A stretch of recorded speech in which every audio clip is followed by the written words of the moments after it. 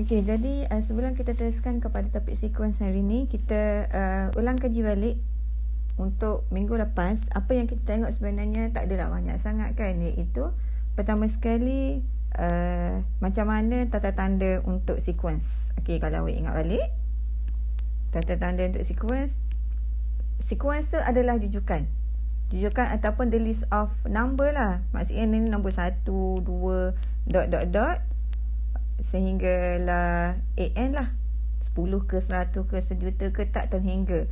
Dot ni means and so on, jadi tak terhingga. Okay, kadang-kadang kita boleh tulis using this notation, ataupun yang ni notation yang kedua, ataupun kadang-kadang ia juga diwakili macam ni lah. Dia ada subscript, iaitu N ni kadang-kadang bermula daripada 0, boleh juga bermula daripada 1, bergantung kepada keadaan yang kita dah tengok pada minggu lepas. Okey, jadi contoh kalau kita ada macam ni, N tambah 1 bahagi N2. Jadi macam mana kalau awak nak dapatkan sequence dia? Jadi apa yang kita buat adalah kita gantikan, katakan N mula dengan 1. So bila kita gantikan N dengan 1, okey, 2 tambah 1 3, kita bermula dengan 1. So 1 tambah 1 2, 1 kuasa 2 2. So kita akan dapat 2. Bila N sama dengan 2, N sama dengan 2, 2 tambah 1 3, 2 kuasa 2 4. So kita akan dapat 3/4. Bila N sama dengan 3, okey, sebutan yang seterusnya yang ketiga, 3 tambah 1 4, 4 bahagi 3 kuasa 2. So kita akan dapat 4/9. Bila N sama dengan 5, so 5, yang ni keempat. So 4 tambah 1 5, 5 kuasa 2 adalah, sekarang sebutan yang ke, saya tak tulis, saya tak nampak, saya kena tulis 3 4. Okey, bila sebutan yang keempat, 4 tambah 1 5, so 5 kuasa 2 adalah 16. And you boleh cari yang seterusnya lah kan. Itu untuk yang pertama. Kalau untuk yang kedua, okey, kita ulang kaji balik untuk dapatkan bila N sama dengan 1. So 1 tambah 1 2, negatif 1 kuasa 2 negatif 1 lah kan. So negatif 1 bahagi 2. Sekarang N kita kosong. So N kita sekarang bermula dengan kosong. So negatif 1 kuasa 1 bahagi 2 kuasa kosong. So kita akan 2 kuasa kosong, negatif 1 per 2 kuasa kosong 1. So negatif 1 je lah. So kita akan dapat pertama sekali adalah negatif 1. So bila kedudukan yang kedua pula, okey, bila kita gantikan, yang ni akan jadi, bermula dengan kosong. Aduh, saya ni. Okey, so bila yang kedua sekarang indeksnya akan jadi 1. So bila 1 tambah 1 2 kuasa 1. So negatif 1 kuasa 2 adalah 1/2. So kita akan dapat 1/2. Bila sebutan yang ke indeks dia menjadi 2, sekarang N kita adalah 2. Sebab dia mula dengan kosong tadi kan, 0 1 2. So bila ganti dengan 2, yang ni pun 2. So negatif 1 kuasa 3 adalah negatif 1. 2 kuasa 3 adalah 8. Dan kita boleh agak yang seterusnya dia negatif, positif, negatif. Yang ni akan jadi positif 1. 3 kuasa 2 kuasa 3 adalah 8. Okey, so yang seterusnya ni kan dah dapat negatif, positif, negatif, positif.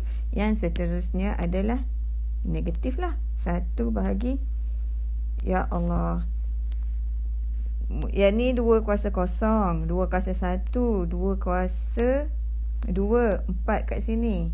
Saya silap tulis ni, 2 kuasa 4. Lepas tu 2 kuasa 3. 2 kuasa 4 adalah 16. Dan seterusnya. Okey, yang ni adalah jujukan nombor dengan apabila ia adalah suatu fungsi. Okey, kemudian dari sini apa yang kita tengok pada minggu lepas, okey, kita boleh tukarkan, kita boleh katakan this fn is n plus 1 divide with n square. Jadi bila kita letakkan dia macam fungsi dalam n, maksudnya kita boleh evaluate function fn untuk mendapatkan sequence seterusnya. Jadi yang ni kaedah kita panggil graphing the sequence. Okey, so bila kita graphkan, yang ni yang saya suruh awak buat tugasan sebelum ni, supaya awak tengok sendiri macam mana bila the sequence converge or diverge. Okey, yang tu kejap lagi. Jadi kalau kita tengok yang ni, kalau awak lakarkan, okey, kita perhatikan bila dapat, kita ada n dan juga fn. Sebab muka surat sebelah lah. Okey, so kita ada fn sama dengan n plus 1 bahagi n kuasa 2. Okey, so bila kita graphkan n dan juga fn. Okey, so tadi bila n1 ni kan, kita ada bila n1, okey, saya tulis balik lah. Bila n1 kita akan dapat 2. Bila n2 3/4. Bila n3 4/9. Bila n4 5/16, and so on lah. Okey, so bila n1 nilainya adalah 2. So kat sini, katakan kat sini 2, 1. So bila n2 kita dapat 3/4. So boleh kurang kat sini. Bila n3 kita akan dapat 4/9. So 4/9 dia akan lagi, dia dekat setengah. Okey, macam ni. So boleh graphing. Sebab tu tugasan yang saya beri sebelum ni, awak boleh gunakan Excel. So bila kita guna scatter plot, kita akan terus nampak dia punya titik tu kat mana bila kita lakarkan n melawan fn.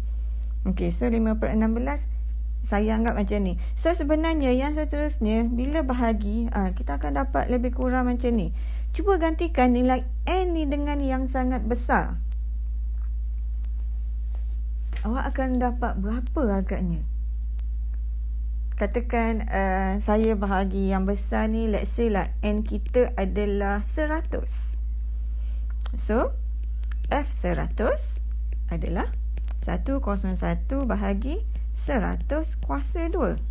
Sekejap saya tekan kalkulator. Okey, jadi kita akan dapat 0.0101.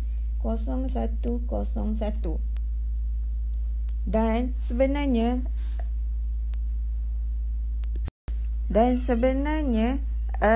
yang ni dia akan menghampiri sahaja kosong. Kalau tak percaya, cuba awak ganti lagi dengan 1000. Dengan 10,000. Kalau tak percaya lah. Tapi kalau tak percaya, boleh je lah berhentikan. Okey, dengan kata nama lain, bila kita dapatkan limit of fn when n approach to infinity, ataupun limit of n plus 1 bahagi n square, kita akan dapati, kita boleh katakan limitnya adalah kosong. Okey, so konsep limit kat sini yang diterangkan oleh teorem 2.2. Jadi sekiranya suatu fungsi adalah fungsi fx, limit dia menghampiri L, maka jujukan juga akan menghampiri L apabila n approach to infinity. Tapi ingat, kalau sebaliknya, sekiranya jujukan akas teorem dia tak benar, yang ni yang awak nak kena ingat. Okey, jadi because of this adalah, jika fx ni adalah satu fungsi yang selanjar, awak ingatkan selanjar, jadi kita boleh, selanjar tu continuous. Jika fungsi tu continuous, maksudnya function tu juga kita boleh differentiate. Okey, so bila kita boleh differentiate, Jadi kita boleh gunakan petua L'Hopital untuk mendapatkan limit. Ingat lagi petua L'Hopital? Okey, sebab tu kalau daripada bila menggunakan petua L'Hopital untuk yang ni. Tengok untuk yang ni kan. So, untuk kita, yang ni kita selesaikan tadi adalah secara bergraf. Okey, bila pelajar matematik ni awak kena tahu dua. So, awak tak boleh tahu, okey, untuk cari limit untuk sequence, kenapa kita boleh guna juga kaedah graf. Okay, so kaedah graf ni kita boleh perhatikan dia punya behavior of function ataupun sequence. Yang tu pentingnya kaitan di antara sequence dan juga graf. That's why lah semasa lab sepatutnya kalau awak kembali ke UMT, kita boleh guna Maple. Maple is a powerful software to plot any graph that you want. Sebab kalau kita guna Excel ada juga limitation dia. Tak apa, nanti saya akan cuba buat video macam mana nak plotkan graph menggunakan Excel. Jadi kalau yang tak boleh access Maple, awak masih lagi boleh menggunakan Excel. Okey, so berbalik pada yang sini tadi. Okey, berbalik kepada yang ni. Daripada sini sebenarnya selain daripada gunakan graph, so kita boleh gunakan petua L'Hopital. Apa yang kita buat adalah limit n approach to infinity. Okey, kita differentiate n. So, kita akan dapat 1 bahagi n kuasa 2 n. So, that's sini kita akan dapat apabila 1 bahagi dengan nombor yang tersangat-sangat besar, kita akan dapat 0. Sesamalah. Biasanya guna theorem ke ataupun guna graphing method, kita masih lagi akan dapat keputusan yang sama. Okay, next kita akan, dalam video seterusnya kita akan tengok pula limit kepada jujukan, okay, of Fn when n approach to infinity. Apa akan jadi? So, konsep yang sebenar kita akan tengok convergent, divergent, bounded and monotonic. Okay, yang tu dalam next video saya akan terangkan. Sekian, terima kasih.